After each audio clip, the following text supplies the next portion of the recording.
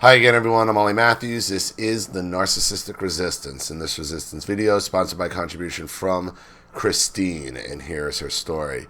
Good morning, Ollie. Please do a video about the recent proclamations made from various actresses, politicians, influencers, and pro-choice women bragging about their abortions and how happy they are that they had them. Let me tell you something. That's all overcompensation and projection. Okay? No woman's happy they had them. Okay? They regret they have them and don't want to face the reality of it. And you get actresses like Alyssa Milano, okay, who is just salty because she dated Derek Jeter and all she got was his herpes and has no child. Like, you ever ask yourself why Alyssa Milano is so up in arms about abortion rights and making sure women can abort their children? She has been a famous actress since she has been a child. She would have no issue if she got pregnant, none whatsoever, being able to raise a child. And she certainly has the financial resources to take care of any medical issues she might have incurred during pregnancy.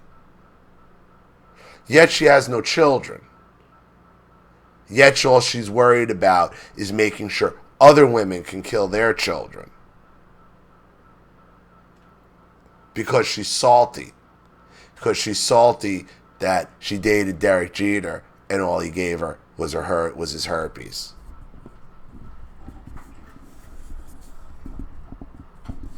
It's usually these childless women who want to make sure they can destroy the family unit because they're jealous that they bought the narrative, and now it's too late.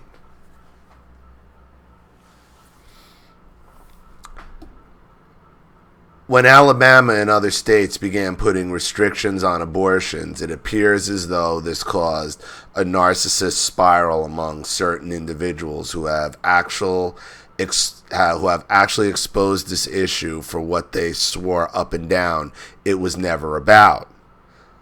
The Supreme Court ruled that abortion should be rare, available, and safe. The Supreme Court ruled that the right to through the right to liberty, you had the right to an abortion.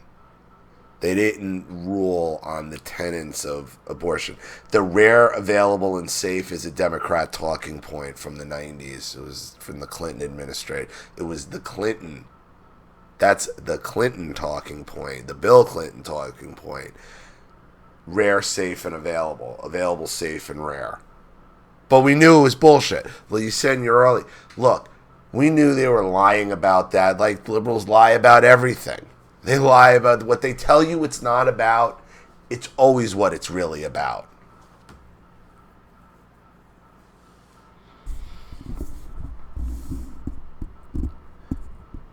The pro-choice argument has always been that we need to make abortion legal for rape, incest, and in the case of the mother's life.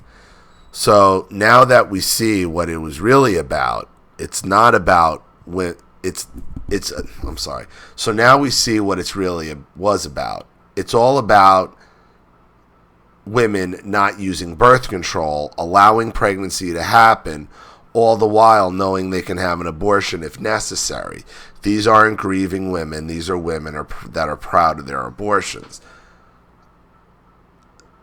No, they're not grieving women. I think they're women who are overcompensating because they realize the gravity of what they have done. Listen, you talk to any woman who's had an abortion on this channel and they will tell you it changed them irrevocably for life. This is another disgusting industry, like the military-industrial complex or the media industry. This is another money-making industry. It's about money. It's about politics. It's about political dollars.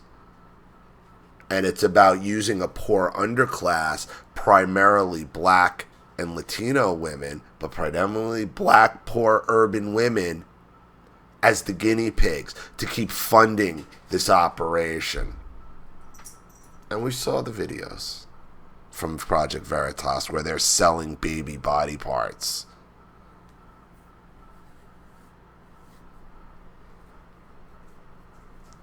You don't hear about embryo. You don't hear about. Remember when when in the early 2000s when it was, you know,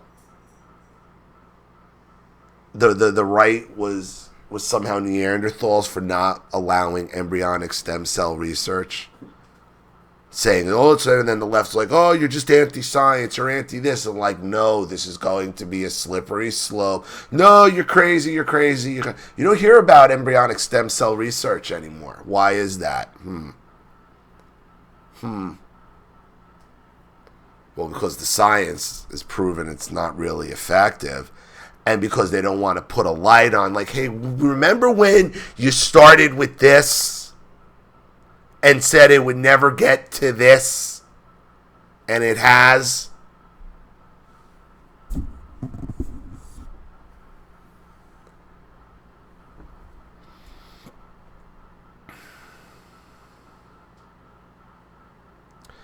Amazing that they are blaming white men for this. I was a rape victim. It was an awful experience. I was 19. If I would have gotten pregnant, I don't know that killing a baby would have solved my moral crisis, but I understand if someone else has a different opinion. Yeah, like in that case, look, I'm not a rapist, so any child I create would have been consensual and by choice. I understand that. Like I don't know what the child did, but I get that decision. You know, I get that you don't want to carry the child like that. Like that's not. So that's why, for that, I'm fine. Like rape, incest. That's that life of the mother. Absolutely.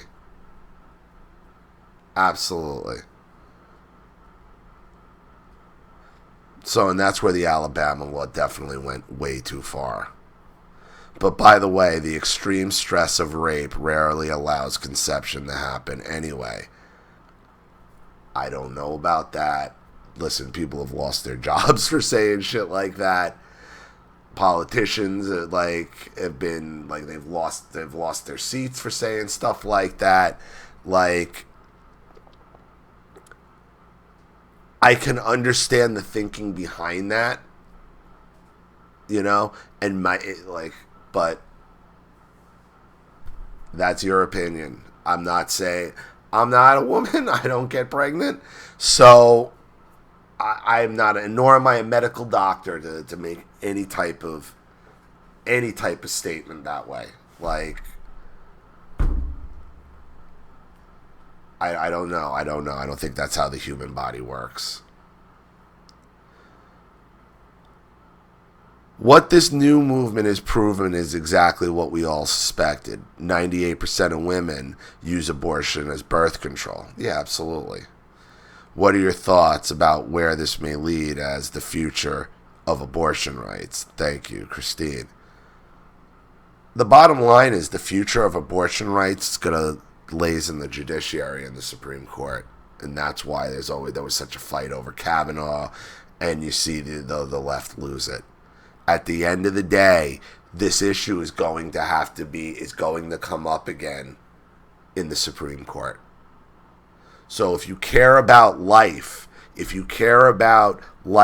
any way, shape, or form and protecting life, and if you believe life begins at conception, and you don't think third trimester abortions are appropriate in any circumstance unless you can absolutely prove the mother's going to die, unless you not only abort the fetus but kill it,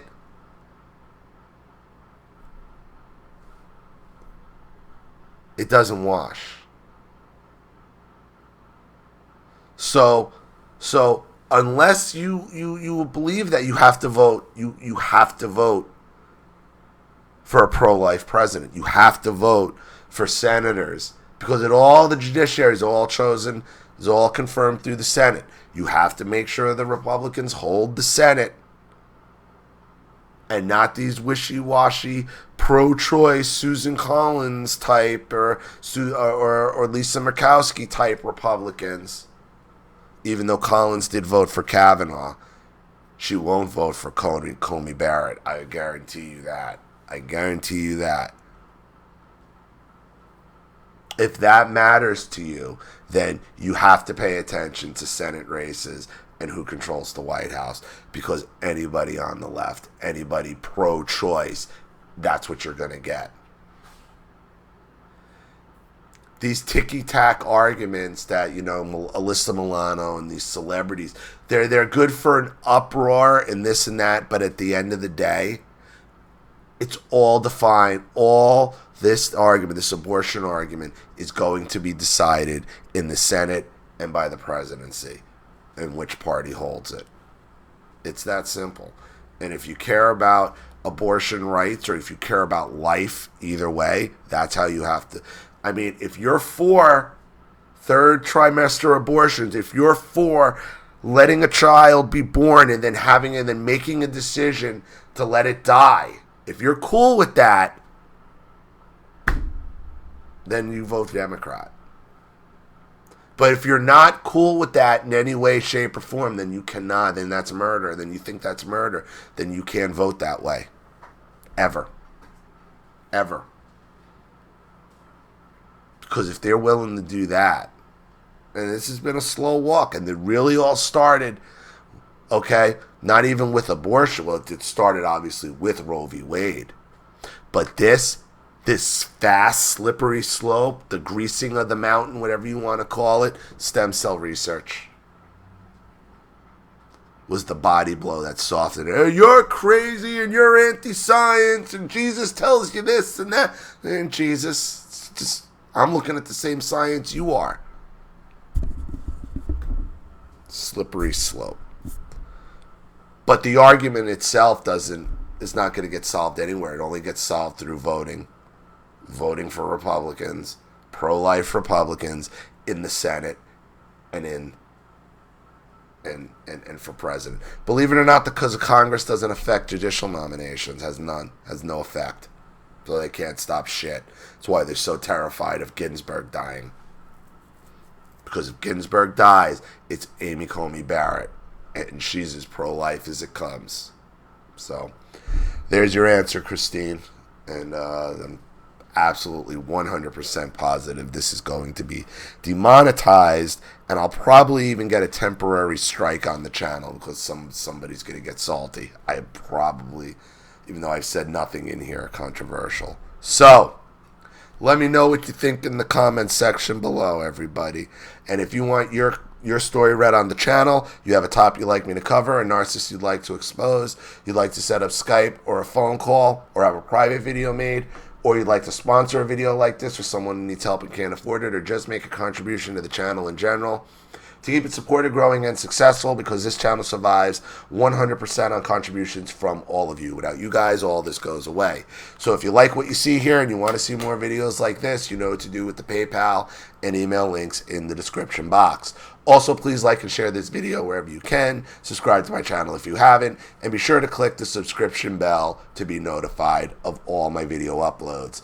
I'm Ollie Matthews. This has been The Narcissistic Resistance. Take care, everybody.